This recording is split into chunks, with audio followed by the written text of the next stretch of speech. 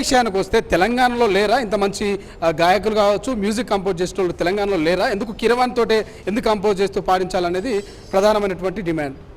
ఎవరు చేస్తున్నారు? ప్రతిపక్షాలు, కేటీఆర్ కావచ్చు, లేకపోతే ఇతర ఉద్యమకారులు. ఈ గేయాన్ని రాష్ట్ర గీతంగా ఎందుకు పెట్టలే కేటీఆర్? ముందు ఆ సమాధానం చెప్పినాక ప్రశ్న అడుగు, దానికి సమాధానం చెప్తున్నాను. నేనేమంటున్నానంటే రాష్ట్రం ఏర్పడ్డది, ఈ రాష్ట్ర గీతాన్ని పెట్టాల్సిన వాళ్ళు పెట్టలేదు. 10 సంవత్సరాలు పాలించి దోసుకొని వెళ్ళిపోయినారు. రాష్ట్ర ప్రజల ఆత్మగౌరవాన్ని గుర్తించలేదు, తెలంగాణ ఉద్యమకారుల ఆత్మగౌరవాన్ని గుర్తించలేదు. ఈ ప్రభుత్వం ఈ గేయాన్ని రాష్ట్ర గేయంగా గుర్తించి దాన్ని రికార్డ్ చేసే పని పెట్టుకున్నది.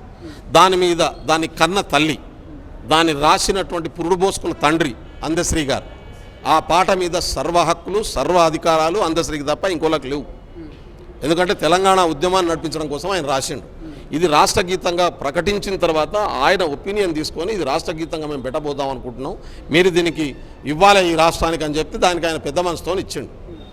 ఆయన ఆ పాటలో నుడికారాలు, ఆ పాటను ఏ స్థాయిలో ఎట్లా పాడితే బాగుంటుంది అనేటటువంటి విషయం బెల్లయ్యనాయక్ కంటే, రేవంత్ రెడ్డి కంటే, కేసీఆర్ కంటే, కేటీఆర్ కంటే అందశ్రీకే బాగా తెలుసు. ఎందుకంటే ఎక్కడ ఏ శబ్దం ఏ పద్ధతిలో పలుకుతే తను ఏ ఉద్దేశంతో ఏ లక్ష్యంతో రాసిండో అది నెరవేరుతుంది అనేది అందశ్రీకి తప్ప ఇంకోళ్ళకి తెలియదు. అంటే కవి చాలా లోతుగుంటాడు, గాయకుడు చాలా లోతుగుంటాడు.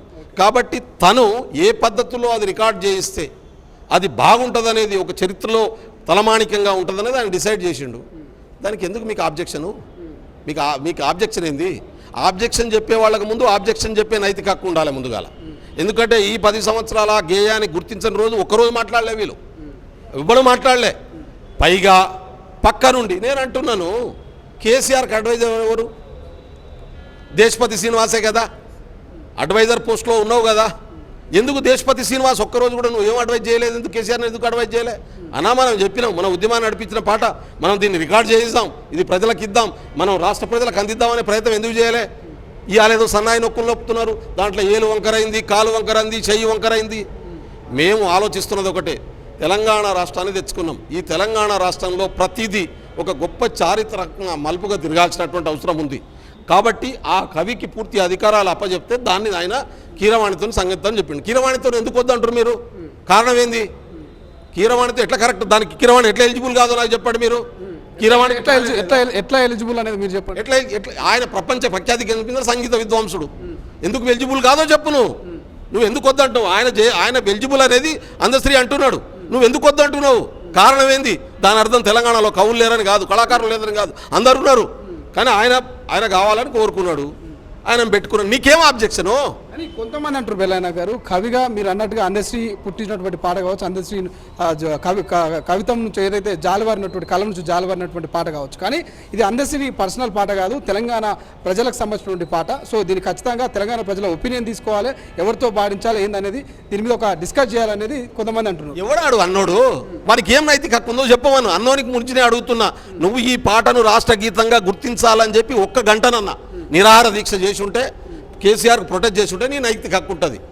10 సంవత్సరాలుగా దాన్ని తీసుకుపోయి కేసీఆర్ చెత్త బుట్టలో పడేస్తే మాట్లాడినోడు దాన్ని తీసుకొచ్చి ఇప్పుడు రాష్ట్రపరం చేయబోతుంటే దానికి అడ్డం పడే ఉద్దేశమే తప్ప ఆ పాఠం మీద నీకు ప్రేమ లేదు, ఆ పాఠం గౌరవం దక్కాలనే కోరిక లేదు నీకు. నీ ఉద్దేశం అంతా కూడా ఈ పాట రావద్దు, దీన్ని అడ్డుకోవాలి. కేసీఆర్ ఏ ఉద్దేశంతో దాన్ని చెత్త బుట్టలో పడేసిండో అది అక్కడే ఉండాలని కోరుకుంటున్నావు. నువ్వు దీనికి అడ్డం పడాలనే లక్ష్యాన్ని కలిగి ఉన్నావు, అంతే తప్ప ఈ పాట జాతీయపరం కావాలనే కోరిక లేదు నీకు.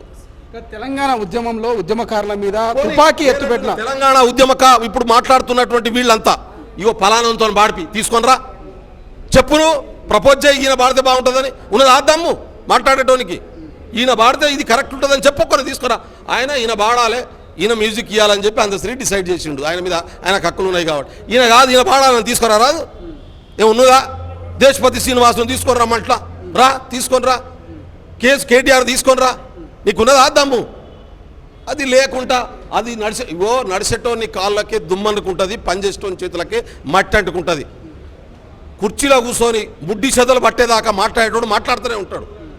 ఇటువంటి వాళ్ళతోని అయ్యేది లేదు, పోయేది లేదు. మేము ప్రజలు కోరుకునే విధంగా అంత రాష్ట్రానికి గౌరవం దక్కే విధంగా ఆ పాట చిత్రీకరణ జరిగింది, జరుగుతుంది, రేపు రిలీజ్ అవుతుంది. అసలైన తొలి వెలుగు. Follow WhatsApp @తొలి వెలుగు official.